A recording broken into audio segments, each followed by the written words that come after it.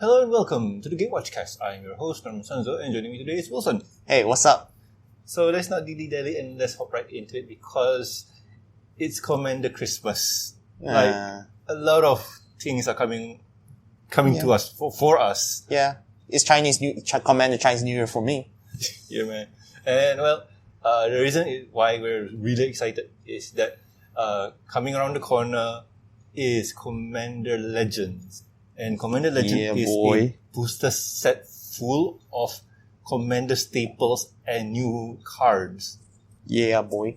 There's so much new cards for Commander Legends, but I think today we're going to just focus on the new legendary creatures from the set. Yeah, we're not going to talk about the reprints or whatever it is. Yeah, but we have. Let's keep it fresh. We'll just highlight it.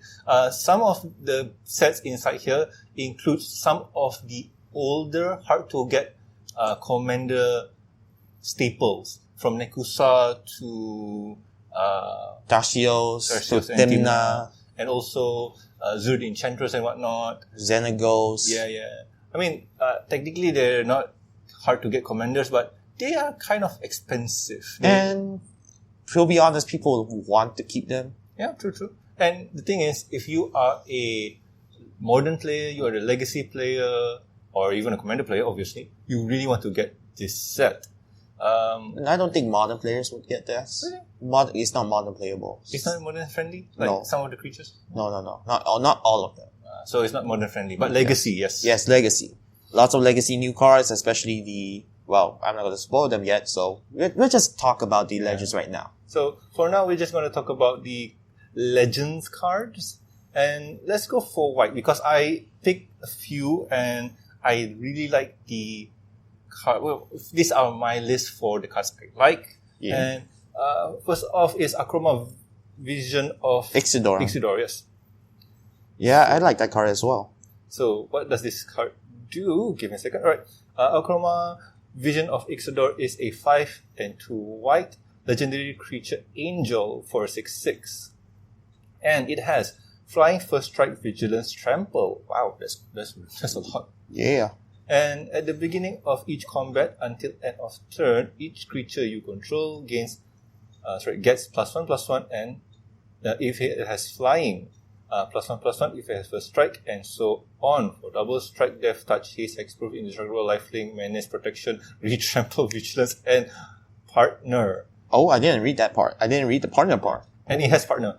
So I like this card because it's similar to you remember the human? Aldrich, yes.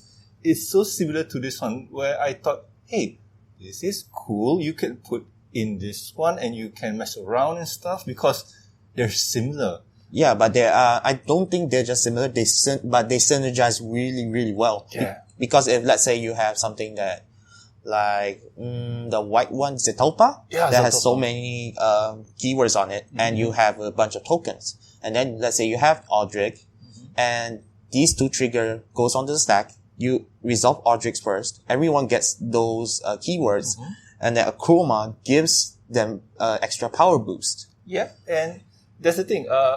Technically, this is just a Anthem card where you could really use any Anthem out there that's much better. Yeah. But this has partner, and the potential for shenanigans is just there. Yeah. And remember, guys, I forgot to mention, this is not the end of spoiler season yet. Oh yeah, that's true. So this list is not yet updated. Today is the 5th of November, which at our country when we're recording. So, if the cards that you guys want to see is not on the list, we apologize. We will do it next week. Sure. So what's your other white card list? Well, my favorite for white, one of my favorites is Arden, Intrepid Archaeologist. Same here. Nice. So it's a 2 and a white, 2/2 legendary core scout. It says at the beginning of combat of your turn, you may attach any number of auras and equipment you control to target permanent or player. And it has partner. So I think this is a really good, Voltron commander. Not just by itself, but since it has partner, you can partner it with a card a legendary that gets, plus that plus Artifacts. like artifacts, maybe Akiri, Light Slinger, so that you can partner up with it and you get to put all your artifacts or maybe your auras onto it.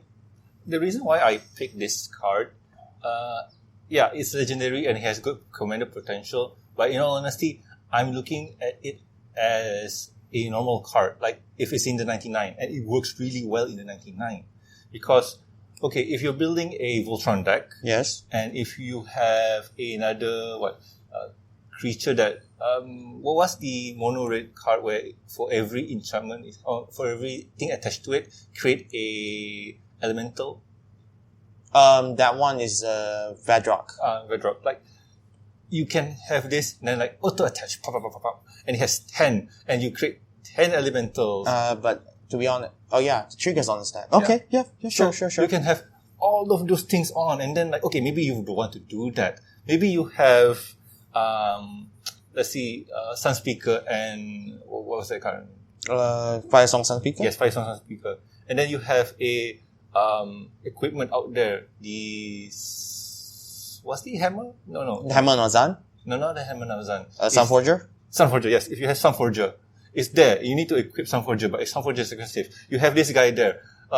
Enter battle. Sunforger equips to Firesong Sunspeaker. And like the whole thing there is, for me, I like that because it's exciting and you don't really need to think about paying the cost to equip it. True. And it's on the beginning of combat, so before anything, people can destroy it or whatever it is in response, but that's business point. Yeah. So, what about your next card? What do you think is your next card? Sorry, I stole your thunder for this one. You got anything to say? No, not really. Okay. So, my other white card would be Kelinta? Kelev. Kelev, yes. Some familiar. Yes. That's the... Yes. The horse. This is the horse deck. Yep. Kelev Sunmare Familiar is a 1 and 1 white legendary creature horse with 1/1. Ability is whenever a commander you control attacks, put a +1/+1 counter on it, and it has partner.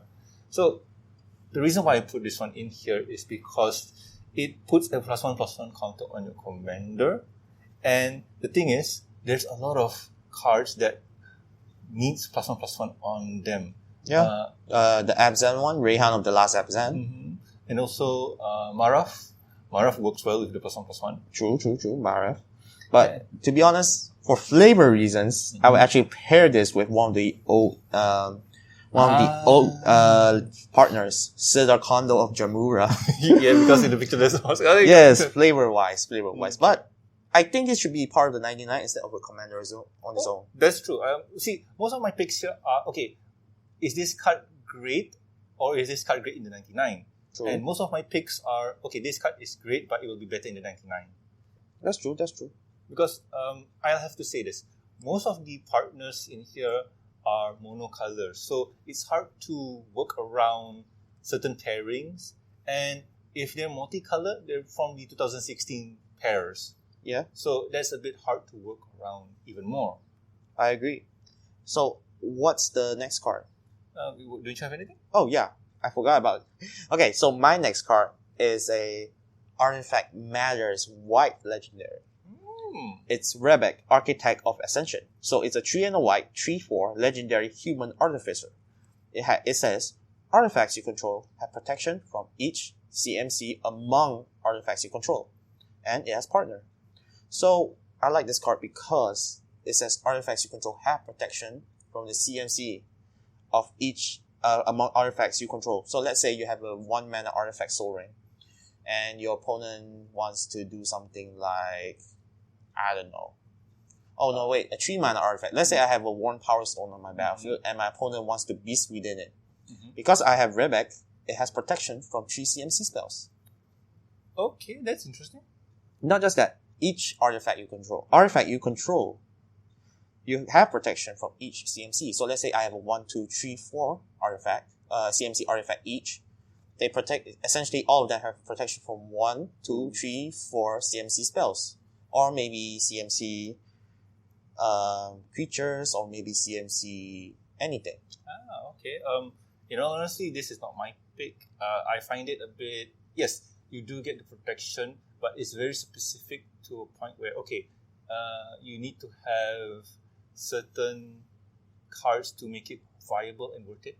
Not really, because in all honesty, artifact ramp is really mana rocks. Mana rocks is really prominent within the entire EDH. Usually people play Soul Ring, they play Arcane Signet, Worn Power Stone, maybe even Hedron Archive. There's already 4 artifacts there. True, but for me, when I think about it, like in terms of, okay, let's just say a proper game of Commander. Let's just say somebody has a bunch of artifacts on board, and you have this one. Let's just say you're the guy with the artifacts. So I see this. Oh, this is a big problem, and it has protection. Yes. Protection. Yes, protection. But I do a board white. Yeah, you just board white Redback, and then you can target it by just recast Redback. True, but even if I remove Redback, I can still destroy the board later on. I mean, it's one of those things. But still, I do agree. This card, for me, it's not one of the cards that I would say interests me. Like, it's a good card, but it's not my jam. Well, the best thing is that you should put in Darksteel Forge. But wait, if you already have Darksteel Forge, by that point, it's null and void to have. Well, there are exile target artifacts. True. I would still. Well, actually, I would play Minkos Lactus with this. Oh yeah, and then your whole board will be protected. Yep, that's why. Oh yeah. And it's not. It has partners, so you can easily put it in maybe like a red blue partner, or mono blue partner, maybe mono red partner that synergizes with artifacts. True. So really, Redback has a lot of potential, in my opinion. You can you can partner it with a lot of different other partners and make up for its own weaknesses. True. Redback in the 99 is good. As a commander, you need to prepare it well. Yeah, that's why you need to build a deck around artifacts. So, what's your pick? Okay, so this would be my last white card on the list, and it's Prava, the Steel Legion. Hey, you stole it. You stole mine. Sorry. No problem. It is a 2 and white legendary creature cat soldier for a 1 and 4. And it has, as long as it's your turn, creature tokens you control get +1/+4. And you can pay 3 and white, create a 1/1 white soldier creature with soldier creature token, and it has partner. And yeah, to me, when I first saw this, I'm already like, oh, this is going straight into my insert name card here token deck. To me, Prava is a bit underpowered. She can be in the 99, I agree, but I don't think she can be a commander. When I saw when I saw this card, I felt that, although I like cats, I felt that this was a very bad card. Really? Okay, For me, I'll straight up say, not a commander card. Like, this card for me will be in the 99 straightforward. Yes, I agree. It should be it can be in the 99. It could be in a token deck. But it's not even that good even in token deck, because it says creature tokens you control get +1/+4. That's good. But only if it's your turn. Oh yeah, it's not. But at the same time too, right? I believe like this Prava, like what it wants you to do is that, okay, on the end step, create a legion of whatever tokens you want, elf tokens, whatever it is, and then when it comes to your turn, those tokens get pumped. They are strong. They're not defense. that strong. They are good defense, yes. But they are not that strong. But at the same time too, when you're building a token deck, don't tell me that you're not ready for this kind of strategy. Like, pump them up, do stuff, make them death touch, make them whatever it is. Yes, but the problem that I have with this card is it gives more defense than offense. But you could play it in a Celestia deck where you can attack with the butt. Yes, I can. But that will be too much setup for just tokens. Yeah, true. So, I agree that it's a good card in a 99 for a token deck, but it's not that good enough for me to even consider putting it in any deck. Okay, I see your point. But for me, I feel like on attack, it will be something special. We'll see. Well, my next card is the last. It's Radiant Sarah Archangel. It's a very expensive commander with 6 and a white. It's a 6/4 legendary angel. It has flying and says, tap another untapped creature you control with flying. Radiant Sarah Archangel gains protection from the color of your choice until end of turn, and it has partner. Now, of course, I do not think this is very, very too good. It has a very high CMC. It's just a 6/4. It has a small butt. But I like how she synergizes with flying creatures, and she allows she can protect herself from any targeted removal. Of course, non-damage based board wipes could kill her, but I think she's good enough to be maybe in the 99 of a flying deck, maybe like the blue-white flyers. I don't know. There's 7 total CMC? Yep. Like the 7 total CMC is a bit hard for me to swallow because it's huge and the benefit is just there. It's not like game-changing, impactful, wow, must have in that kind of thing. I read it and to me it's like, it's just okay. Yeah, but I think it could be in the 99, not really as a commander, but it is good enough, in my opinion. Alright, so the next color we're going in is blue, right? Yep, blue, going into blue. So what is your first pick? Okay, so my first pick is going to be Illigeth, Crossroads Augur. It is a 4 and 2 blue legendary creature Sphinx for a 5 and 6. So it has flying, and if you would scry a number of cards, draw that many cards instead and partner. Okay, I can understand why you want this card. Yeah. First of all, it says draw that many cards. Alright. Yeah, but the thing is, when you think about it, in Magic, there's a lot of scry effects. So basically what you're doing is, if you cast a Preordain, you get to draw 3. If you cast a Serum Visions, you get to draw 3 as well. Basically, you're turning all those scry 2 draw 1s into a Ancestral Recall. Yep. And if I'm not mistaken, there's a partner that works well with it. Right? I don't know yet. We'll see it later. Yeah, if I think I did put it on the list, or maybe not. But if we do, I'll just point it out. But yeah, for me, I do like this card because it works well with cards that are already cards that exist already. Yes. Remember, there's a Sphinx. I think it's a 5 CMC Sphinx. I forgot. It's from Teros. When it attacks, you scry 3. Okay, I think I saw that. Yeah. I remember that one. But it's not great, but still. I agree. I think Eligeth is good. I agree. It's just that Eligeth has too high of a CMC for me to even consider putting it in for that little of a value. Really? First off, you need. Let's say you cast Eligeth on turn 5 with a Ram spell. If your opponent doesn't kill it, then you get value. But because people know that this is a value engine, people will try to destroy it. And since it's in creature form instead of, let's say, artifacts, it's easier to kill. Yeah, okay, I see what you mean. But to me, I feel like this card is just great. It's good. I agree, it's good. So what about you, man? So my one is a very old favorite. It's Sakashima of 1,000 Faces. I didn't put it on my list, but I like it. Yes, I like it. There's a reason why, but you go ahead. So it's a 3 and a blue, 3/1 legendary human rogue. Well, that's the plus over there. You may have Sakashima of 1,000 Faces enter the battlefield as a copy of another creature you control, except it has Sakashima of 1,000 Faces' other abilities. The legend rule doesn't apply to permanents you control, and it has partner. So, why I like this card and why it's on the top of my blue cards to get within Commander Legends is because it says the legend rule doesn't apply to permanents you control. So, first off, maybe I would play it as a commander, maybe I'll play it as a 99. But you can't deny the legend rule, if the legend rule doesn't apply to permanents you control, then it's going to be so broken.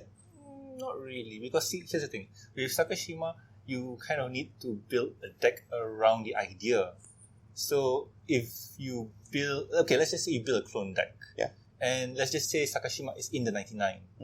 So your deck is kind of really fragile. let me paint you a picture. You know Marilage, right? Imagine Marilage and Vesuva, and then I have a Crucible of Worlds on the battlefield. Vesuva comes in, copies what? What's its name again? No, wait. Testament Stage, sorry. Testament Stage copies, what's it called again? Vesuva? No. Marilage. Vesuva dies, creates a Marilage token. But, because the legend rule doesn't apply, Marilage is still on the battlefield. The old Marilage is still on the battlefield. And if I return Testament Stage onto the battlefield, I can keep making tokens. True, but at the same time here, when I say this idea is fragile, let's just say that, okay, I have a creature removal, and I get rid of your, what's his name? Sakashima. And the legend rules come back into effect. Yes. So that's the danger there. Yes, that's the danger there, I agree. But the best part about Sakashima is that she is in blue. She or he is in blue. So, in blue, there are so many free counter spells. Yeah, true, but see, it's one of those cases where you're setting yourself up for potential failure if this essential combo piece for yourself is gone. So, to me, it's high risk, high reward.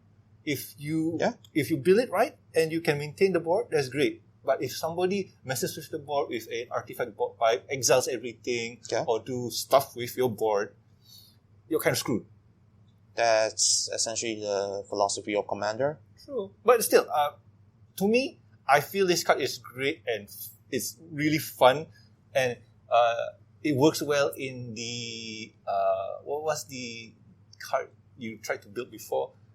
What was it again? Sai? No. It was in the... Tufi? Return to Ravnica. No, not Return to Ravnica. It was the... Allegiance? One of the sets. The Dimir card where you hit... Oh, okay. I think it's the Errata. Itrata.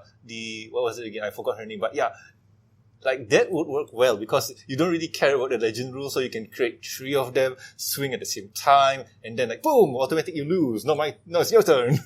Yeah, I agree with that. But the problem is, I think you're thinking of Sakashima as just commander, and without his partner. I'm thinking of the potential where there is more than not just Sakashima, but with partner. Because, like you said, yes, I agree. Sakashima is very fragile on its own. But the reason why it has partner is so that it won't be fragile on its own and there will be protection. Yeah, so basically, if you partner it up with someone, it can be at least stable. Yeah. And yeah, let's just say you partner up with another commander, you copy that commander instead. Maybe something like a Nekusa effect or something like that. Yep. So you double the thing. I mean, there's a lot there. And yeah, granted, personally for me, I find it very fragile and dangerous to put all my chips into this combo idea. But hey, if you manage to do it and manage to protect it, that's awesome. But if not, then... You can't say that it's not good just because something's fragile. Yeah, true. Like I mentioned before, I say this card is great. Like, the potential to make something awesome out of it is high. But to me, the risk is so high that I don't dare. That's for me personally. Yeah. It doesn't really matter to me because Sakashima is a good card, in my opinion. True. Yeah. I agree with that. It is a good card, but the build around is very hard. That's the challenge. That's the challenge of Commander. Trying to put cards that are not that buildable into buildable card decks. Yeah, I agree. Okay, so what's your next card? Okay, my next blue card and last on my list is Siani, Eye of the Storm. Okay. It is a 3 and 1 blue legendary creature, the Jin Monk, for a 3/2 and has flying. And whenever Siani, Eye of the Storm attacks, scry X, where X is the number of attacking creatures with flying, and it partners so well with what was the game again? Ilgat. I forgot. The Sphinx. Yep. Yeah. I forgot. Ilgat, if I remember right. Eligate. So yeah, if you have, let's just say, okay, this is one of those Christmas combo things that I wish could happen, but maybe not. Okay. But you have 10 creatures swinging in, and then Siani triggers. Oh, I get to scry 10. Oh, wait, no. I have to draw 10. I think it's a good combo, but to be honest, I do not like Siani. Yeah, but to me, I just like the idea of it in the 99 because way back when I built a Azurius flying deck, and the commander was one of two cards. It was a Sphinx, too high, very hard to play around, and the other was Brago. Oh yeah. And Brago didn't feel like it deserved the deck because I had to build around the idea. It's like, how's it? I built around Brago flyers. Yeah. But I'm nerfing myself because, in all honesty, I should have built more around Brago. Use his ability, his Linking effects. Yeah, and use it to its fullest potential. Yeah, true. But because I wanted to have a flying commander, I nerfed it. Yeah, you nerfed it.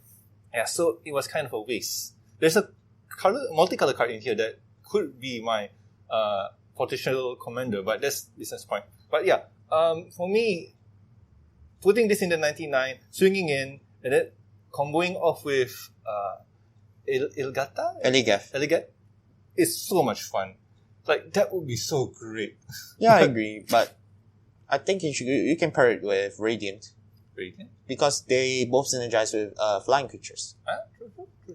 Yeah, So, but I think there is... Okay, I'm not saying it's bad. I think there's a lot of potential with that card. You just need to find the correct partner to partner it with in order for you to not just combo, but maybe synergize with it. Yeah, one of the few things that I did with my Azurius flying deck was draw. When it combos well with Maiden of Tassa. Oh, Maiden of Tassa, Maiden okay. of Tassa and the excellent card, Reconnaissance Mission. That's Ikoria. Ikoria, sorry. Whenever I hit, I get to draw a card. And since it's flying, people have a hard time blocking. So my idea was, okay, let me hit in and draw cards. But with this guy here, I can scry X cards. So if I'm attacking with 5, I can scry 5 cards, select the one I really need, and put the one I don't at the bottom and draw. That's true. So I feel like these cards are okay. Like him in the 99 is okay, but being a commander itself is one of those things where I say no. Yeah, that's true. Well, my next card is a personal favorite of mine. It's a very, very long throwback to Legends. It is Ghost of Ramirez de Pietro. It's a 2 and a blue, 2/3 legendary spirit pirate. Ghost of Ramirez de Pietro cannot be blocked by creatures with toughness 3 or greater. So essentially, it will always kill what is blocked. So, and whenever the ghost deals combat damage to a player, choose up to one target card in the graveyard that was discarded or put there from a library this turn. Put that card into its owner's hand. And it has partner. So, what I like about this is, essentially it rewards players for milling your opponents, or milling yourself. And it says put that card into its owner's hand. So let's say I self-mill. I get to put it back into my hand. It's essentially it's essentially value, but it's also rewards you for attacking. That's true. And when I see this card and I saw the name, it's like, oh, this card guy is very specific. So let me go to Skyfall and type in Ramirez de Pietro.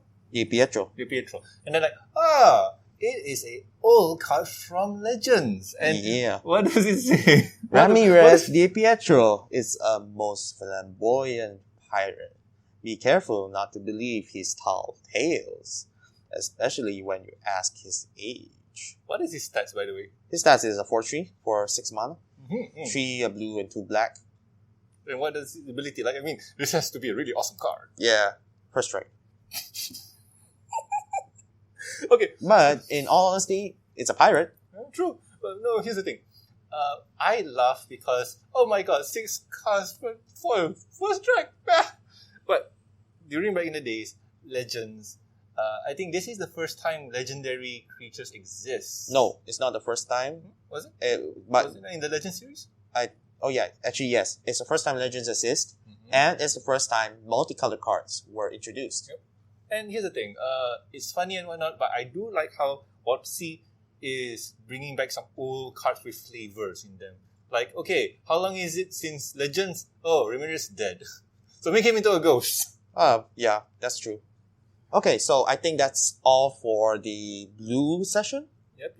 Okay, so what about the black ones? What's your first pick? So for black, I pick Ermix, Flinger Treasure. The artifact one, okay. Yep. So it is a Filigree Treasure. Filigree Treasure. So it's a 2 and black legendary artifact creature golem, and it has 3/2. And it has, whenever this card attacks, you may discard a card. See, it works for Ramirez. Discard a card. When you do, target creature defending player controls gets -X until end of turn, where X is the number of artifacts you control plus the number of artifacts in your grave. So this guy is just an instant kill card. It depends, but yes, it's an instant kill card. And what? Okay, even if you don't partner up with Ramirez, you can partner up with the previous card, the white card as well. Yeah, the white one, the Rebek. Yeah, so it works well together. I mean, okay, Rebek gives you Protection from protection artifact, whatever CMCs, Mm-hmm. and then Ramirez gives it that, okay, you discard a card, you get it back. Yep. But So- I would play with a Rebek more. Yeah, because it works so well. Yes. I agree it's a good card. It allows you to remove an opponent's card, and since it's in black, you get to throw cards into the graveyard and maybe reanimate them. True. And here's the thing, with this, it says artifacts you control on the board and in the grave. Yep. So if you have Mycosilitis on, yeah, you're just gonna have a great time. And if you can make it attack twice, those creatures on board are no problem anymore. It's hard. So if you want to do that, you have to play in red. True. But like I mentioned before, if you want to, so but this is one. Yeah. So I'm gonna go to my next one. Alright. My next one is a personal favorite. It's Faltest, Shadowcat Familiar. It's a 2 and a black 2/2 legendary nightmare cat. It says commanders you control have menace and death touch, and as partner. Oh. So I really think this is a really good commander. It could be in the commander or part of the 99, because it says commanders you control have menace and death touch. It's one of the only few ones that have 2 keywords, but it is so good. Because first off, menace allows you to safely attack through if your opponent only has 1 creature. And the death touch incentivizes your opponents not to block you. That is true. And there are so many other familiars that could pair up with him. Like one of the best ones I will talk about in a bit is one of the green ones. Is the I forgot what's the name. It's the wolf. It's the wolf beast. Is it from this set? Yes, it's from this set. Anara Wolfit Familiar. But I'll talk about that later. Okay. But all in all, I think this is a very good card. What about you think? What do you think about it? Okay, so commander creatures you control have menace and death touch. It's one of those things where it doesn't really have a powerful impact, especially with how your certain playgroup works. Because I'm noticing our playgroup is specifically more on combos rather than attacks. So giving it menace and death touch doesn't really matter. But if you're playing a team style deck, that really works well. Ooh, you can play it with Vile Smasher. Yeah, of course. Vile Smasher does damage, right? Yeah, but it does damage to opponents. No death touch. Yes. Only deals it to the players or planeswalkers. Yeah, that sucks. Well, I still think it's okay. It's an okay card. It has a lot of potential to work around with, and you can do a lot of things with menace and death touch. Yep. Especially if your commander swings hard. Yeah, that's true. And it's actually And yeah, if it has trample, it only use 1 damage to the creatures, and it deals the rest through. True. Alright. That's your card, right? Or is that my card? Oh, that's my card. Okay, so what's your card? So my card would be Tevesh Zat. Doom of Fools. It is a 4 and black legendary planeswalker, and it has 4 loyalty. So this card has +2, create 2 0/1 black troll creature tokens. And its +1 says, you may sacrifice another creature or planeswalker. If you do, draw 2 cards, then draw another card if the sacrifice permanent was a commander. Then it is ulti or -10. It says, gain control of all commanders. Put all commanders from the command zone into the battlefield under your control. And it says you can use it as a commander, and it has partner. Yep. So, when this card came out, there was a lot of brouhaha from the community saying, oh, this card is not fun, ban it, woo, this card sucks. No, it doesn't. Well, some of the people who complain say so. But, honestly, it's not that hard to kill off. Okay, the first thing we need to clarify is 10 loyalty is very, very hard for a 4 loyalty planeswalker that just came in.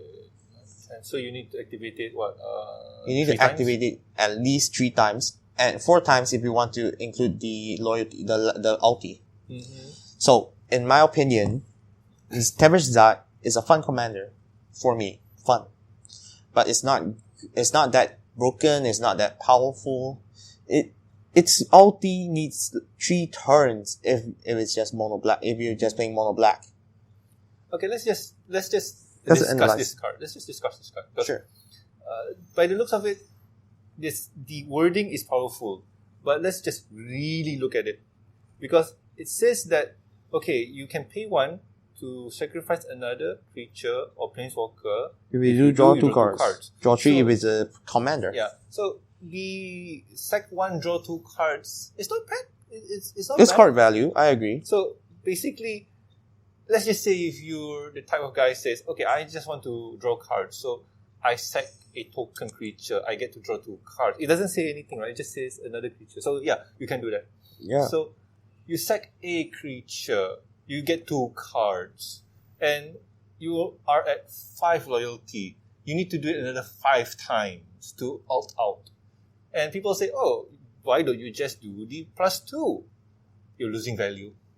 Not really. You get to... Okay. Yes, you might lose value, but you get blockers. True, but here's the thing. To me, when people are raving around for this card, people say, oh, why don't you just combo it off in blue and then pull out the fish or stingray and then you double the stuff. The problem is, it takes a lot of mana to do this kind of combo. Yep. And the thing is, even if you get to control all of your opponent's commander, what do you do with them? Yeah, I mean... Okay, yes, you can sacrifice it with Tevesh. Yeah, and the thing is, I don't think so that counts as the commander tax going up, right? What do you mean? Because... No, it doesn't. Yeah, so because you're not even doing that. You're not even giving more tax or just hindering your opponents from using their commander, because if it's in the command zone and it gets pulled out, you're not really casting it. So when it goes back to the command zone, it's still at 0 tax. Yeah. And to be honest, I just think of Tevesh Zat as a more expensive and jumping more through hoops type of Ob Nixilis. Mm-hmm. Because it is cool. It is cool. Yeah, I agree. But I won't play it in as a commander at all. You know what? When I really think about it, this guy, there's no negatives for me for this guy, because he seems great. He seems if you're playing in blue and if you're playing steel type effects, okay, I steal your card, I up Zats, and I kill off the creature. I get 2 cards. So at least it's one of those scenarios where, oh, this card's not bad. I can use it as a draw engine. You can, but all in all, it's not that. I don't think it will be expensive. You can just buy it for cheap. We'll just have to wait and see, because the hype is still strong with this one. Okay, yeah. So what is your black card? Or are you done with it? No, this is my last one. But my black card is a throwback from the past. Sengir, the Dark Baron. Yeah. So it's a 4 and 2 black 4/4 legendary vampire noble. It has flying, and whenever another creature dies, put 2 +1/+1 counters on Sengir, the Dark Baron. And whenever another player loses the game, you gain life equal to that player's life total as the turn began. And it has partner. So essentially, Sengir, in my opinion, is a very, very, how do I say this? It's expensive. It does a lot. And it gains you life. But it's a funny card. I like it because it's a throwback from the past. Yeah, Baron Sengir. Yes, Baron Sengir. So essentially, yeah, I think it's a good card. Mm-hmm. But you have to take note of your opponent's life total at the beginning of turn, which is quite tedious. But when you kill them off, something like that. Yeah, when you kill them off, maybe like when your opponent deals a Aether Flux Reservoir on your opponents, and then pew, dies with 40 life and you gain 40. Yeah, if you manage to do that. Those are magical Christmas Night combos. No. I mean when your opponent does it to your opponent, to another opponent, and you have Sengir. Yeah. So it does count that way too, because as long as Sengir is on board, any death done to an opponent counts. Yep. So you need to. Yeah, it's tedious, but it's still fun. Yes. It's not on my list because it's stupid expensive. Yeah. 6 CMCs? That's too high. Yep. But I think it's a good commander, in my opinion, because you get to it grows as you sacrifice your creatures. It grows as your creatures die. True, but personally for me, I like the card, but I don't like the CMCs. The CMC of course is too high. Oh, by the way, it is also a pre-release card. Not really. It's a preview card, I think. Yeah. Preview. What does that say below that? Preview. Oh, okay. But if you want to compare it, I'm going to compare it to Eligeth because it's also around 6 CMC. True.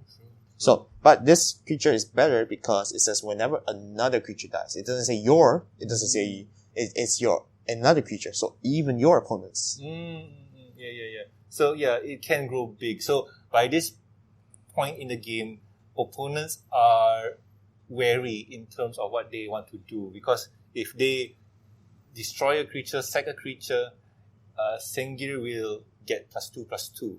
Well, 2 +1/+1 counters. Yeah. So I think that's all for my black cards. What about you? So I think I'm done with my black cards because black's okay. But my card for the red ones are going to be Elena Kisig Trapper. Keswick Trapper. Okay. So it is a 4 and red legendary creature, human scout. It has first strike. It is a 4 and 3 and has first strike, and tap add an amount of red mana equal to the greatest power among creatures you control that enter the battlefield this turn. So rampant red. Yep, this is not great, but it has potential, because if you're playing in green, you pump out a what would you call this? A creature that is huge. You can tap for red and you get, let's just say power, right? Equals to the power, yes. So usually when you're playing red green, you're gonna have 3, 4 6 power on average. If you cast this out, you're probably gonna get a 6 mana cost next turn. Yep. So you're gonna have a lot of mana floating for you. And if you play with the dragon, I forgot the one dragon that can combo off your stuff. Still, that's gonna be great. Yeah, I think Elena has a lot of potential, and she's actually ramp in red is not that, how do I say, it's not that uncommon, but ramp in red without that much of consequence is very good. And you know what? This gal is kind of, the ability here is not a once per turn. Yeah, it's every turn. So basically what you can do is, if you can untap it, you can tap it again. If you can untap it, you can tap it again. So let's just say you play in blue. Usually blue are the colors that allow you to tap untap. Yep. So you pop in one of your Krakens. The Kraken is 8. And then you tap it to float 8 red mana. You use one of the mana to untap your creatures. Then you do it again and again and again and again. I actually have a combo with Elena for that. But, well, I will talk about it later. Okay. So, yeah. just for the potential of getting red mana, I find her great. But honestly, most of my cards, I noticed that they're just in the 99s. Like, they're not huge commander. No, I will play the commander. With the green commander, right? No, I'll play with others. Alright. But I think, yeah, Alina's a good card. She's ramped without consequence in red. But you need to do a bit of setup for that. But it's good enough. It's good enough. Okay. So, my next card is one of the memeiest cards within the Commander Legend set. Yep. It's Rograph, Son of Rogar. I have this one on my list too. Hehe. And here's the thing. When I saw Son of, I immediately went to check who is Rogar. the father. The Ragnos guy. Yeah. So, he is a 0 mana cost, red. A 0 mana cost, not even, he doesn't even have mana cost. 0/1 legendary Cobalt Warrior. Yeah. And its color identity is red still. Yes, it's still red, but it's 0 at CMC. So his abilities are First Strike, Menace, and Trample. And it has Partner. So, when people saw this card, it was so memey that my friend took Rogar, Son of Rogar, and put it into a type of, what do you want? Strength is relative. So, I think this is a really...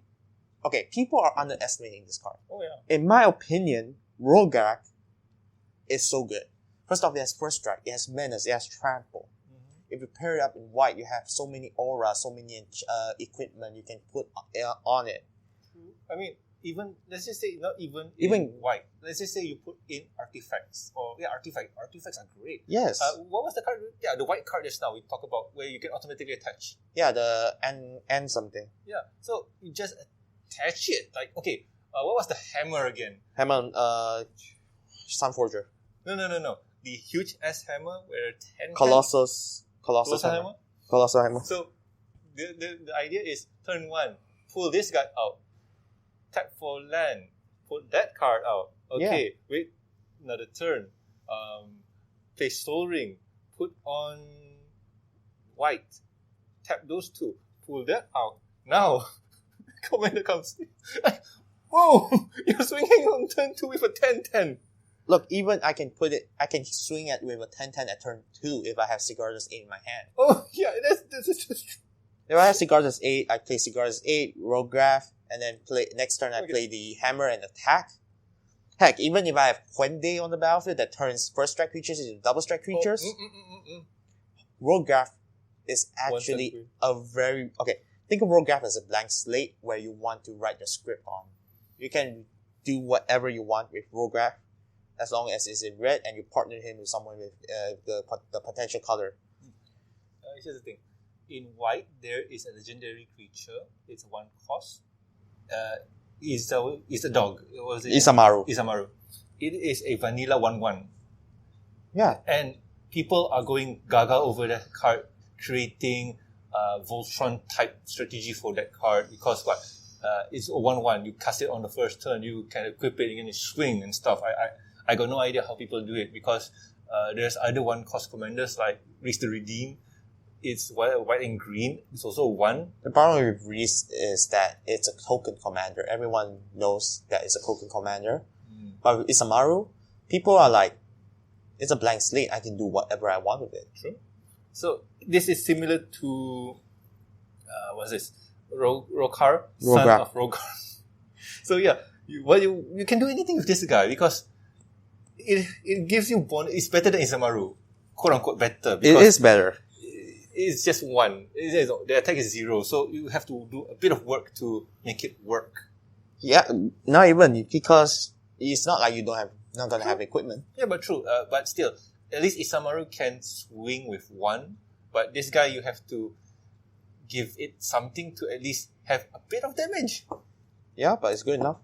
Yeah, true. But no, the first strike, menace, and trample part, that's give it value. Yes. Value beyond value. So, what's your next commander? So my next commander is Jessica Thrice Reborn. And by the way, this is a old throwback to Weatherlight. I think so. Or is it Urza? Urza. She's one of the Titans. Mm-hmm. So anywho, this card here is a 2 and red, the legendary planeswalker, and has 0 loyalty. Oh no, that's bad. No, it's not. But anywho, Jessica Thrice Reborn enters the battlefield with a loyalty counter on it for each time you cast your commander from the command zone this game. So basically, you cast it first time, you get 1, then second time 2, and so on. But you have to remember, every time you recast it, you'll get 2 commander tags. Yes. So anyway, the first ability is +0. Choose target creature until your next turn. If that creature would deal combat damage to one of your opponent, it deals triple that damage to that player instead. Yeah, so it's essentially the enchantment. The enchantment effect, that's it. I forgot. You From the red. From Core 21, right? Yes, Core 21. So, yeah. So, what about the next ability? So, the next ability is -X. Jessica Thrice Reborn deals X damage to each of up to 3 targets. So, this one is a bit iffy, like you need to gain more loyalties to use it, but it says it deals up to 3 targets. It doesn't say what kind of targets. So if you have, let's just say, 10 loyalties, if you manage to get 10, you -10, you do 10 damage to each of your opponents. Yeah. And that's already dangerous there too. Now, you need to read Jessica really properly, because it says for each time you cast a commander from the command zone this game. So it doesn't really say just her. You can cast Rograph. Oh, I forgot. I haven't done yet. Can be commander and has partner. Yeah. So that's one thing. It says Thrice Reborn enters the battlefield with a loyalty counter on it for each time you cast a commander. So yeah. So yeah, that's essentially what the game changer. It allows you to cast your commander, and then you can get more loyalties on Jessica without even casting Jessica. Oh, you could just use the previous red card we're talking about. Which one? Oh yeah, Rograk. Yeah, 0 coming. Yeah, Rograk. I'm thinking about Rograk, but mono red with mono red, not really that. But still, it's 0. You pull it out so many times. Oh, of course. But I digress. So I think I agree. It's a very good card. What do you think? I like it. The potential to do a lot of funky stuff is there. Even if you're not using it as your commander, it's still good in the 99, but it's not great. Well, actually, I think it's a good commander because you can pair it up with a green card, and then you choose a big green creature and you do the triple the damage. Let's say you have a green colored infect card, and you do triple the damage, triple infect. Well, I digress. Well, what's your next? Oh wait, it's my turn. Your turn. All right. So my next card is one of the guys. Okay, so who has no thumbs and always bets? This guy. So it's Crack the Thumbless. It's a 1 in the red 2/2 legendary goblin wizard. He's a wizard. He should be a goblin gambler. Whenever you cast an instant or sorcery spell, flip a coin. If you lose the flip, return that spell to its owner's hand. If you win the flip, copy that spell, and you may choose new targets for this copy. And it has partner. Okay, Wilson, I'm a bit confused with this card at first, because when I first read this card, it says whenever you cast an instant or sorcery spell, flip a coin. If you lose the flip, return the spell to its owner's hand. So does that mean the card is still casted? No, it doesn't resolve. It counts in the storm count, but it returns back to your hand and doesn't resolve. Oh, so how does it work again? Because when you, let's just say you cast a divinity, there's a literal 3 cards, right? No? Divinity, 2 cards. Okay, so you cast a divinity. So, okay, I cast this. So this one checks and triggers first? Yes, this one checks and triggers, unless you have other triggers, which you can choose however to put it on. But then, if let's say you only have Crack's ability, then you flip a coin. And if you lose that flip, the spell doesn't resolve and returns back to your hand. Okay. So basically what it's doing is I cast divinity, and then Carrick triggers. now I flip a coin. If I lose the flip, card doesn't resolve, but it still counts as my cost. As you cast it. So let's say there's a Eidolon of the Eidolon that doesn't allow you to cast more than one spell per turn. You cast that, and if it's returned, you can't cast a spell anymore. Alright. Yeah, so I think I like the card really, really much because, I'm Chinese, I gamble. But still, this card here, I would say it has history because Crack's thumb. Crack, it's not only that, he has his own gang. Crack has his own gang. Yeah, because he's part of the KCI, or better known as Crack Clan Ironworks. And this sets like, okay, you got a Crack Clan engineer, Crack Clan grunt, and so on. And yeah, he has his own group. You can build a commander deck around this guy, including all of his stuff. I don't think that's much, to be honest. Yeah, that's not. So that's all you can.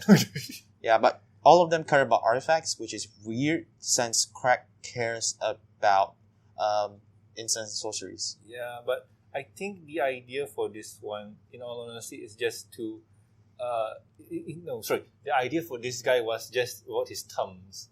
Yeah, true. Because Crack's thumb is a 2 legendary artifact. 2 cost legendary artifact.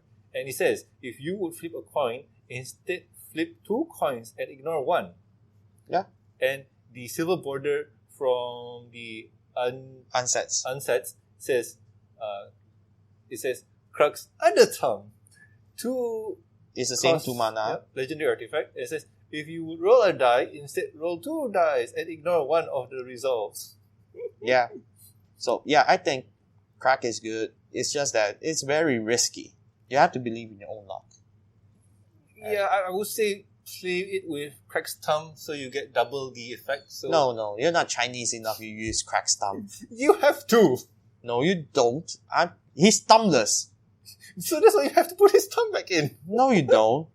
Okay, but still, it is an interesting and fascinating card. Yeah. So, what's your next card?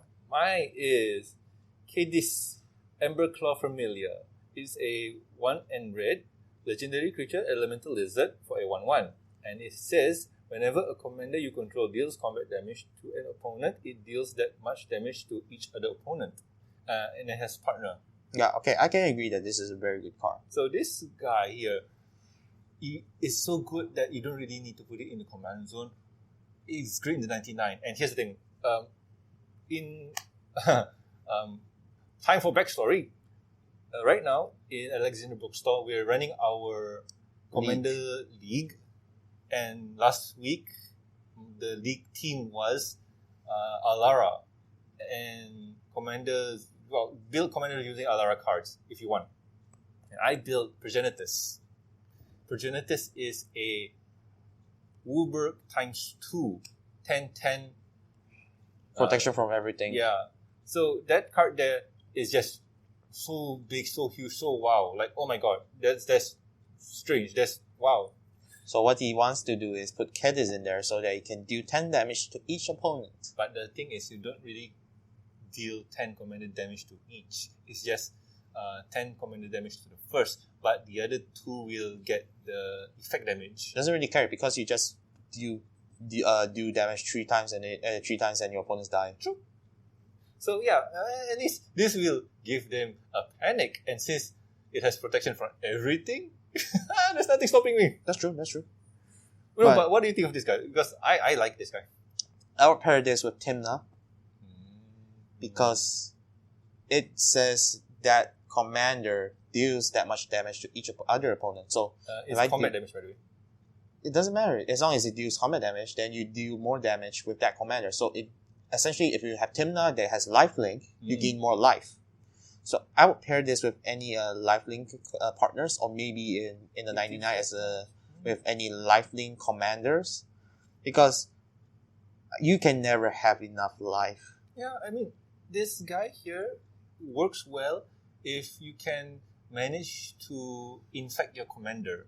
Yeah. Like if you are at the sweet spot of killing someone, and if this guy's out, you manage to kill all of them. Because the wording and the phrase here is really important. Because it says,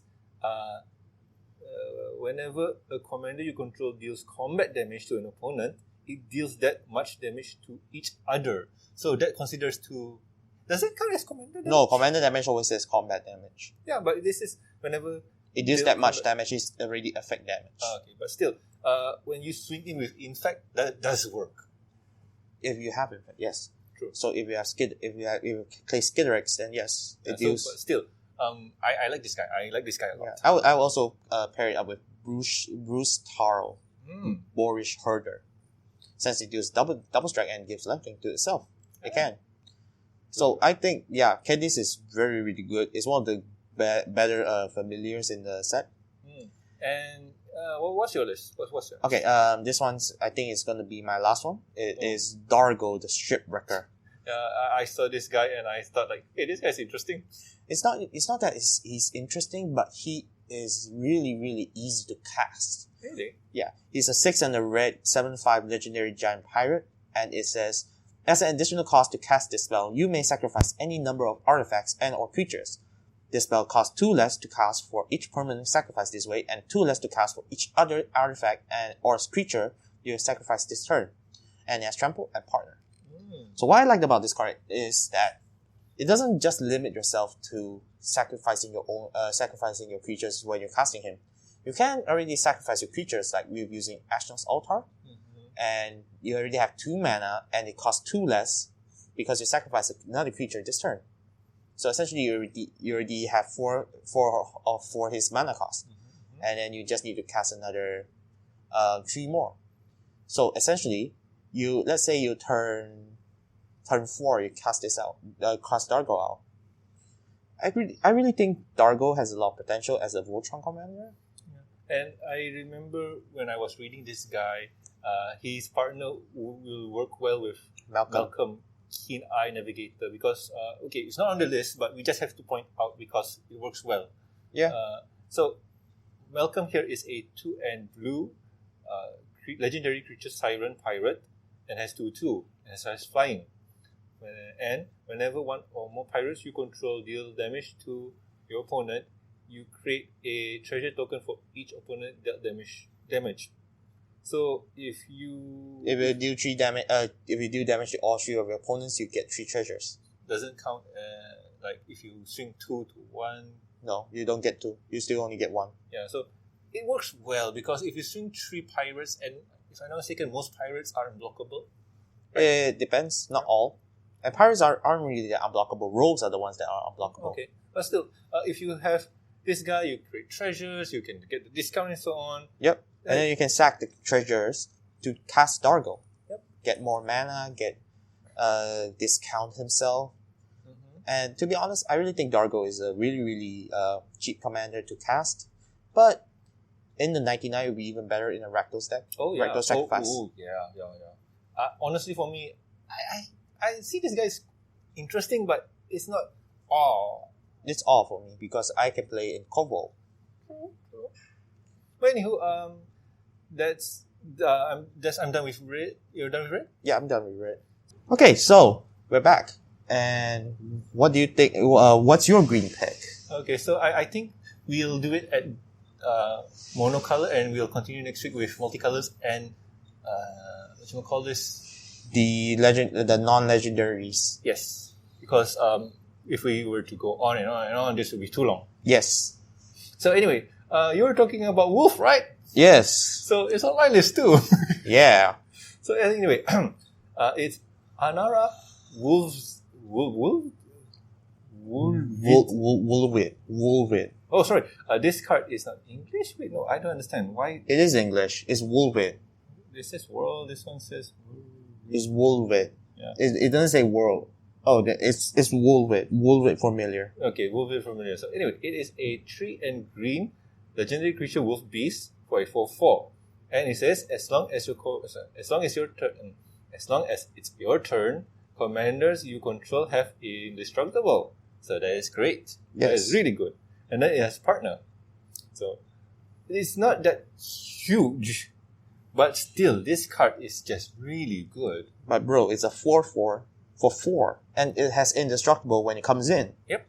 And technically it's not great in the 99. You really want it to be in the command zone. Not really. It can be in 99. Yeah, but if you board white or something, it'll die too. Yeah, true.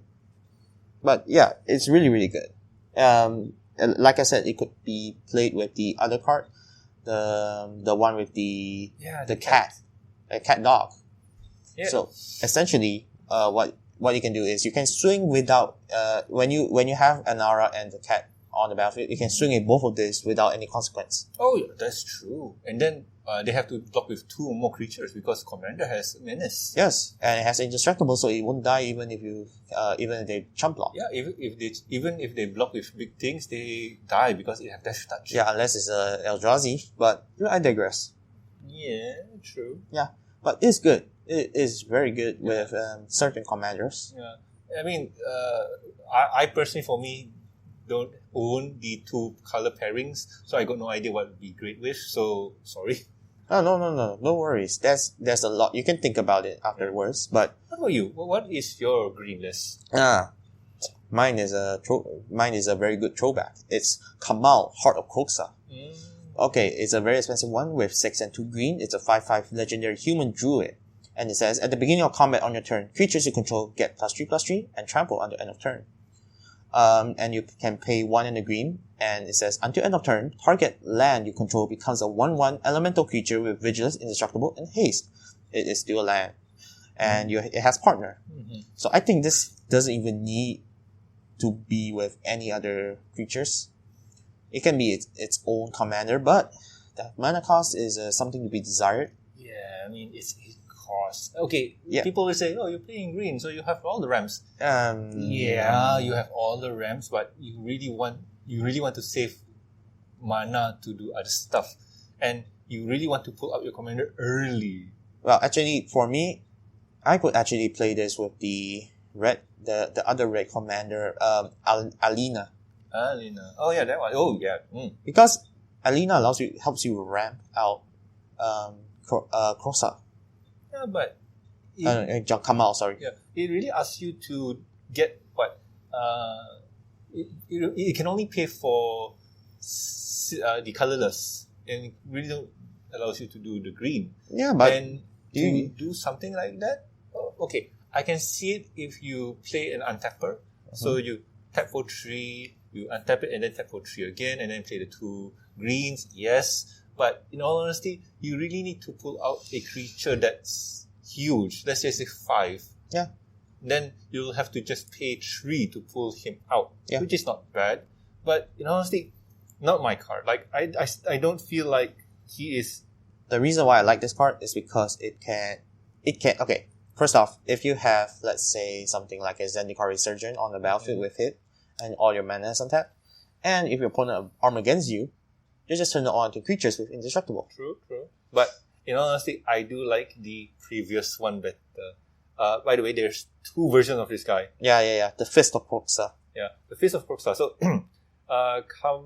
Kamal, Fist of Kroxa is a legendary creature, human druid. Also, it's CMC 6, 4 and 2 green, for 3, and it says, pay green, target land becomes a 1/1 creature until end of turn. It's still a land, and it says, pay 5, 2 and 3 green, creatures you control gets +3/+3 and gains trample until end of turn.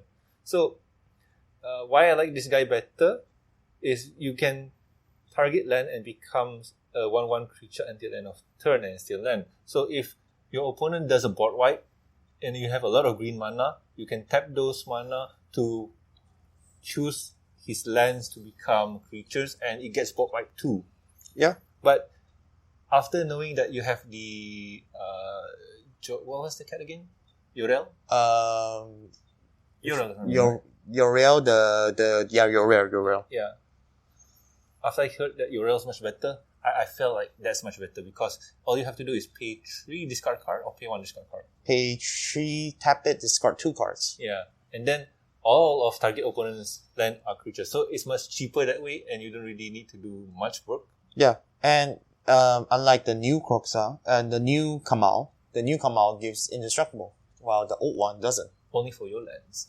Target you land, then you control. Yeah, I agree. But all in all, I think it's a fun card to play and try to build around. Yeah. I'm not saying it's bad. I'm not saying it's good. It's interesting. It's interesting. But it's better than the previous Kamal, Pit Fighter. That card is just a big no. No. That card is good. You know why? Really? Why? It's good because the art is good. Yeah, I mean, the art It's just a meme. Yeah, but the thing is, Kamal Pit Fighter is a 4 and 2 red legendary creature, human barbarian. It has 6 and 1, which is huge. But the problem is, it's a 6 and 1, and you have to tap and attack it. And oh god. Anyway, it has haste and tap. Kamal Pit Fighter deals 3 damage to target creature or player. Any target. Yep. Basically. But do you know why I like this card? Why? Because this card is a story. Ooh. It's a story with a Kamal. So essentially he was a berserker and then he turned into a Druid? Well, semi-druid. Mm-hmm. Because he went and became Krosa's disciple with I forgot another guy. I forgot who it was. But he and another guy became Krosa's disciple. He became calmed down and he now defends the forest. You can see that in the Dominarian card,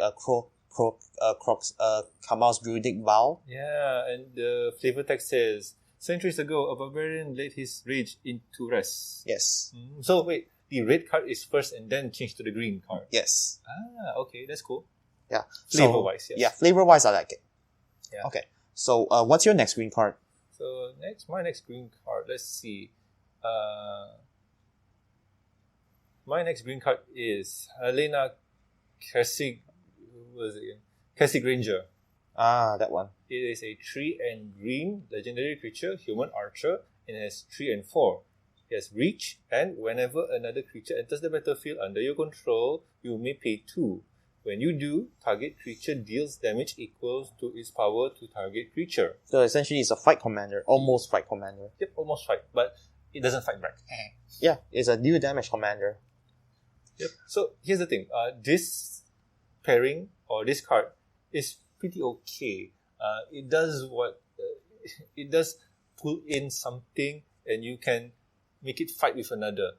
And if you can have Death Touch on your creature, it's an instant kill card. Yeah, which is why I'm thinking of putting it with the cat.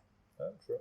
So if you cast the cat and then you just pay 2, the cat deals Death Touch damage to your opponent's creatures and it dies. True. Yeah, but I think it's a good card. I think it's a very good card in one of the 99. There was a card that says deal damage to opponent's creatures, but I forgot. Yeah, but still, you can do a lot of things with this one. Yeah, there's a lot of shenanigans with it. Yeah, it says when it comes into the battlefield, so when you're in combat, you can flash in something, and then it auto fights. Yeah, true. So, for my next card, it is finally they printed this card. Mm-hmm. It's Kodama of the East Tree. So it's a 4 and 2 green 6/6 legendary spirit. It has reach. Mm-hmm. Whenever another permanent enters the battlefield under your control, it wasn't put onto the battlefield with this ability, you may put a permanent with equal or lesser CMC from your hand onto the battlefield, and it has partner. Yes. So this is one of those cards where, what does this say? By the way, this is also my card on the list. Ah, nice. Okay, so I like this card for 2 reasons. First off, it has reach. And if seasoned players will remember that there's a card, a sorcery, that's 2 and a green, that is named Kodama's Reach. Ah, yes. So yeah, it's a meme there. Okay, but the second thing is I like the second ability. It says whenever another permanent ETB is under your control, and it wasn't put in with this ability, you may put another permanent with the same or lesser CMC with it. So let's say I have this on battlefield and I play a land. Mm-hmm. Then I can put another land on the battlefield. Mm-hmm. And then let's say I play a Man of War. I can put in another land on the battlefield and then I bounce back my Man of War. Mm-hmm. I mean, the most obvious tell is this card. Okay. Sorry about that. Anyway, what I was saying, yes, the basic thing you can do here is just play Evolving Wilds. Evolving Wild comes in, you play another land, and then you tap Evolving Wild, sack it to play another land from the deck coming down. Ooh. Then you can play another land. So that turn you just put down 3 lands, and 4 lands, but 1 is tapped because of Evolving Wilds. Yeah, but if the land that you put in are fetch lands, you can keep doing it. So there is a limit to what you can do because you can play lands from your hand and then put lands from any 0 CMCs to your deck. I mean, if you play a land that's 0 and then you put down another one for 0 and then technically what you can do, there's still a lot, but no, this guy is pretty cool. Like if you put down a 12, doesn't say CMC, right? No.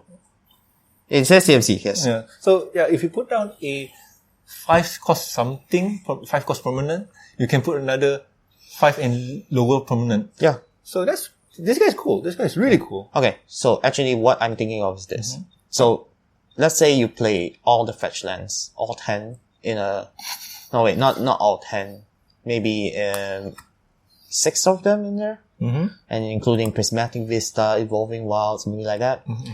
What you can do is, if you play that, if you play the Evolving Wilds first, you can put in your fetch land, and then you can sack the fetch land, and then you get a new land in.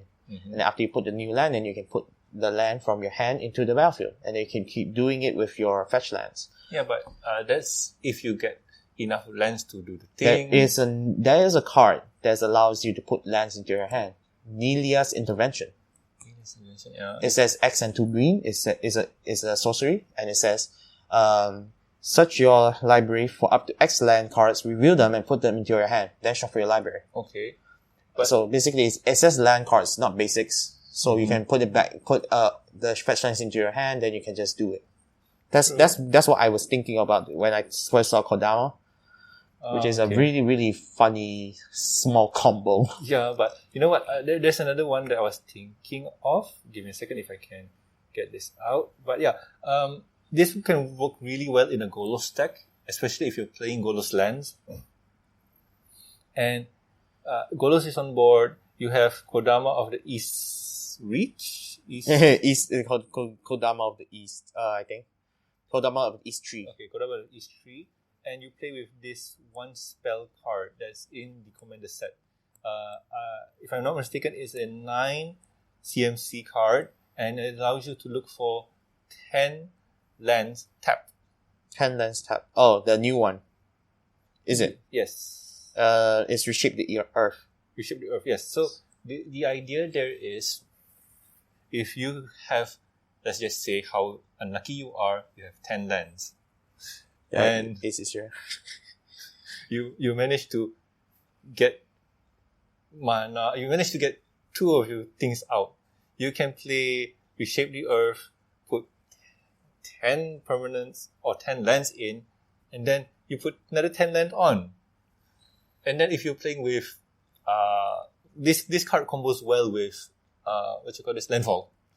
It really works well with landfall if you go for that route. Yes. But, okay, something about Reshape the Earth. I want to clarify to people that Reshape the Earth is not a ramp spell. Yeah, it's not a ramp spell. Reshape the Earth is a freaking finisher. If you can't win when you cast a Reshape the Earth, it's better that if you do not put that in your deck. You can't really win. You can. It's coming in tap. You can. The thing is, if it comes in tap, there are ways to make it untapped. Yeah, I mean, if you're talking about the Amulet of Vigor, that's another story, but still. Yes. But if you can't win with Reshape the Earth, seriously, don't put that in your deck. I don't know. I mean, what finisher can you think of? First off, Maze's End. Yes, Maze's End. Yeah, that works. Yep. Second off, Avenger of Zendikar. You know what? No, true. But in a Golos deck, like I mentioned before, Golos land deck works well with this. And, well, I think we're already eating up for next week's thing. Yeah. But still, this card is great. And like Wilson say, you can do a lot of things. And if you're playing in a landfall deck, yes. But no, we're talking about Kodamas of the Eastern Tree. Of the East Tree. Yeah, so that card is good. Yeah. That card is good. So what's your next pick? My next pick, let's see if I have any. No, that's done. I'm done with that. Kodama was my last card on green. And do you know, a bit of trivia, do you know that this Kodama of the East Tree is finishes the cycle of Kodama? Not really. There's still one more Kodama that's... No. Really? All the Kodamas are already out. This is the last one, I think. There's no West Tree, if I remember right. Oh, yeah. Damn it. There's no West Tree. I thought it was a West Tree. That's a center. Yeah, why is there a center tree and no West? I don't know, bro. But, yes, like we mentioned before, Kodama here is a set from the Kamigawa set. And there's Kodama of the center tree, Kodama of the East Tree, which is this one, Kodama of the Northern Tree, Kodama of the South Tree. And then there's Kodama's Might and Kodama's Reach. So, we got no idea what the last Kodama is going to look like. We do hope that it comes out soonish. Maybe in a Kamigawa set from the future. Return to Kamigawa. Hopefully. Oh, wait. Yeah, we are going back to Kamigawa. Really? Yeah. Oh, that's cool. But it's a cyberpunk Kamigawa. What? I'm not kidding. It's already announced. Oh. There are leaks, but I don't know what's more than for you. Wow. Okay, so Kamigawa 2044? 2077? I think so. And then it's going to be delays? 2022, I think. They said 2022. Oh, you missed the joke. Okay. Yeah, I know. Cyberpunk, I know. But they actually wrote 2020. 2022, I think. Alright. But still, that still is for this one. Next it will be... Is that all for your green? Yes, that's all for my green. What about you? I'm done too. But next week we'll cover a bit of the multicolors because for me, this is my list. I need to trim it. Yeah, why not we just talk about half of it? Oh, okay. So, why not? Yeah, so that we can speed up the next video. Alright, so okay. Alright, looks like we're going to multicolors. Alright. So my multicolor is Kengi Sky Warden. Yeah, I know you go for that. It's a 3 and white blue legendary bird wizard, and it's a 3/3. It has flying and vigilance. It has whenever Kengi Sky Warden attacking creature with flying gets +2/+0 until the end of turn. And it's same for defense. So this would be great in the Flyers deck. Yes, when I first saw that one, I was like, Norman will want this. Yeah, so we have to stop him from getting it. Okay, what do you think? Like, what do you seriously think about this one? It's a good commander, but I think the Jin is better. But this is good. It gives protection from when you're blocking. It gives you pump from when you're attacking. It also has flying and it has vigilance, so it can pump itself when attacking. It can also block at the same time. It's good. Yeah, it's not great. Here's the thing: it's not a great must-have card. No, it's a must-have card if you're playing a flying mattress deck. Yeah, I mean, that's why I want to go with next, because if you're playing in a normal game without any teams or anything like that, it's not a very good card. Yes, it's an anthem that is specifically for the situation. Like if you're attacking, then it gets the boost. If you're defending, then it gets the boost. Yeah, that's true. So it's not great. But in terms of teams, this is a good flyer deck. Yeah, it is. So what about you? Okay, so for my next one, it's such a meme. So mine is Opeka, Brute Chronologist. It's a 1 blue, black, and red 3/4 legendary ogre wizard. It only has one ability, but that ability is freaking important. It says, tap. The player whose turn it is may end the turn. So, what this has infinite possibilities. It's in terms of dealing and wheeling, because yes, it's a me effect. In terms of dealing and wheeling, it's so good. Let's say your opponent is attacking your one of your other opponents for lethal. You can deal with them. Let's say you want me to stop. You want me to let you live. you can activate Obeka, and your opponent can choose to end the turn. But it's the player's whose turn is it? Oh, yeah, then I'm wrong. Yeah, I'm so sorry. It's not. But yeah, I do understand, and I do get the idea. Okay, let's just say this: your opponent here has milled out because of an effect. So the flow goes untap, upkeep. When you're draw. upkeep, you choose you activate Obeka, And they pick the. Oh yes, please! I will end the turn. Yes, but the reason why I really like this card is because it makes the return at the beginning of the next end step triggers go away. Yeah, true. But it's, for yours. It's you can pick yourself too if you want to. This is what discontinuity on a body. Yes, almost there. Yeah, discontinuity on your body. It's a May effect. So if it's your turn, you may end the turn. Yeah. So you most probably end it on your turn. Mm-hmm. Because I like this card because it really pairs well with one of the other new legendaries in this set. But I'll talk about it in a bit. Also, Obeka was a pick from one of our group members in the Alex group. Who? It was Matthew. He said this card and another card. Okay, sure. So the other card was something else. I forgot. It was a blue card. Yeah, I forgot. But still, he said that this card is one of those cards that is really interesting to talk about. Yeah, true. So, what's your next pick? So my next pick will be Jury Master of the Reviewer. Review. Oh no, I know. It's John again. Yes. So let's see. Jury is a black and red Rakdos. She is a legendary creature, human shaman for 1/1. And then it says, whenever you sacrifice a permanent, put a +1/+1 on Jury Master of Reviewer. When Jury dies, it deals damage equal to its power to any target. So, at first, it's not that great as a commander. In honesty, no, I won't put it as a commander. But I'll put it in the 99. And in your Judith deck. Yep.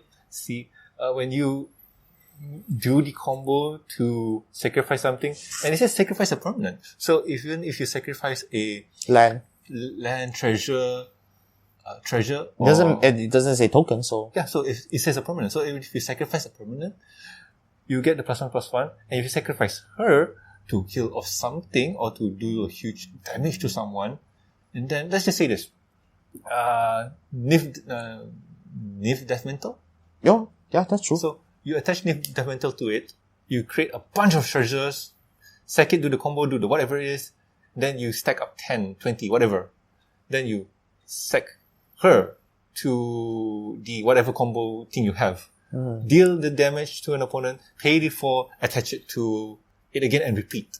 Yeah, that's true. That's good. So yeah, this is magical combo Christmas land thingy, but that's how I look at it. True. What about you? Like, do you agree? Like, what do you think? I just think it's going to be a 99. It could be a very good removal spell. It could be a very good it could be a very good value engine. Yeah, but it's a good card. I wouldn't put it as a commander, but yeah, it could be in a 99. But here's the thing. It says whenever you sacrifice a permanent. And whenever you sacrifice a permanent, meaning if you do the fetch land thingy, it works. Yeah. Yeah, I agree. Which is why I said it's quite good. I've seen these kind of combos in standard, so yeah, I agree it's good. What about you? For my next one, okay, I will clash with you. No, go ahead. No, I'll go with the other one I want. Go ahead, man. Like I don't really mind because it's one of those things where if we think the same, that means it's good. No. You can say it. I'll just put it in later. But I'll talk about the other one that I really like. It is Jarek Carthalion, True Hair. So it's a red, a green, and a white 3/3 legendary human warrior. Okay, welcome back. I'm really sorry about that. So, it's a legendary human warrior, and it says when Jarek Carthalion, True Hair enters the battlefield, target opponent becomes the monarch, and you can't become the monarch this turn. And then it says if damage will be dealt to Jarek Carthalion while you're the monarch, prevent that damage and put that many +1/+1 counters on it. So, this is a quite... How do I say this? It says he's the true heir, yet he gives the monarch to someone else. Because it's flavor-wise, because He's Yeah. the true heir. So if somebody else is the monarch, those are false kings, and he's going to chase them down and get rid of them. Yeah, that's true. I'm here for what's mine. And in the history of magic, he's only been mentioned once In terms of flavor? in terms of flavor. Oh. It's a Flame of Fists, Oh. if I remember correctly. Oh no, wait, Fist of Flames? Yeah, Fist of Flames. Yeah, Fists of Flame. He is a one in a red instant that from Modern Horizons that says draw a card until end of turn, target creature gains trample and gets +1/+0 for each card you draw this turn. And then it says down there, fire has always been my most faithful companion, Jared Catalion. So after I saw that card, I was like, who the hell is this? Yeah. There's not even much backstory for this card. Yeah, and I do wonder which plane he's from. And he looks like Kevin Sorbo from Hercules. Yeah, I know, right? And is that a Dark Blade? No, that's not Dark Blade. I checked Black Blade, but it's not Black Blade. Okay, so this guy is pretty interesting. If damage should be dealt to Jared while you're the monarch, prevent that damage and put that many +1/+1 counters on it. So yeah, this guy's cool. This guy's cool. He is a strong guy. Yeah. Swing in, people block. Oh, I don't get damage. I get +1/+1. I'm strong. Yeah, but the problem with this is you can't become the monarch this turn. Yeah. Well, see, if you flash it in. Yeah, that's the thing. I was thinking as that as well. If you can flash it in, you can, like with Eva or something, you can wait for it. You can just attack immediately during your turn. True. And yeah, obviously, if somebody is, well, you always could give monarch to the person with no creatures or the less defense. Yeah. So, what's your next card? I think we shall stop it here because it's getting late and we've been running quite long. Yeah, true. So let's get on to the next. What's the next section? Yeah. Next topic will be, I don't know. I don't have a combo of the day. Do you have any? Okay, so the combo of the day today will be Infinite Combat. So you guys all know there is this card called Savage Vetmore. Old Commander players will know. So it's a 4 and a red and a green for a 4/4 creature dragon. It has flying and says whenever this card attacks, add triple red and triple green to your mana pool. Until end of turn, this mana does empty from your mana pool as step and phases end. So the next card that combos with this is Aggravated Assault. It's a 2 and a red enchantment that says you may pay 3 and 2 red, untap all creatures you control. After this phase, there is an additional combat phase followed by an additional main phase. Play this ability only anytime you could play a sorcery. So yeah, basically you're getting 6 mana, and no, you will get infinite 1 green mana or red mana. Or Infinite green and red if you can keep comboing with this. And if you but why would you need infinite mana when you can just swing with the red ball? True. And yeah, this is pretty cool. This is a pretty cool combo to do something. And you know what? This also works with the girl. Yeah, this one. Oh yeah, it also works with Elena, Keswick Trapper. But the problem with Elena is that you... Oh, doesn't say. Oh. Because there's an original main phase, so you manage to do anything you want. So remember, let's just say you have Savage Venmore come down. So that's already a 4. You tap for the 4, you can cast Aggravated Assault. Oh, so then, basically if you have a 5 mana or 5 power or 6 power creature, you can get a infinite mana. Yep. And then you will always get more creatures down. And let's just say you discard Anger into the grave. So all of your creatures will have haste. Yes. So that way you can just attack, get mana, use Aggravated Assault, and then put more creatures down. Put what was her name again? Tap her to get more mana, put down, and so on. Like there's a lot of stuff. Yeah, you can even put Phyrexian Revoker, a 1 mana 12/12, and you get 12 mana. Yeah. This is true. Yeah. So I think that's all for the combo today. So let's move to the end step. Yep. So, this week there's nothing much. There's nothing much. I did nothing of consequence. What about you? Not really. By the way, how's your study? Like, I remember you had the exam. Oh yeah, it's good. I did well. Yay! Hopefully. I'm waiting for the results, but yeah, I think I'm doing well. Right. Yeah. Good on you, man. Good on you. So anyway, if you guys have any questions, concerns, or suggestions for the show, you can contact us at thegatewatchcast@gmail.com. And also please subscribe and rate us on iTunes and YouTube. Don't forget to press the bell icon to stay up to date. Links will be in the show notes. Also this week, I think we're recording every week at Alexandria Bookstore. Links will be in the show notes. If you would like to come down and shop here, because there's a lot of stuff and it's really interesting. And I do hope that we get to meet you, because we need Commander players. Commander's fun. Yes. So anyway, I have been Omar Sanzo. And I'm Wilson. And we'll see you next week with another fun episode of the Gatewatch Cast. Bye. See ya.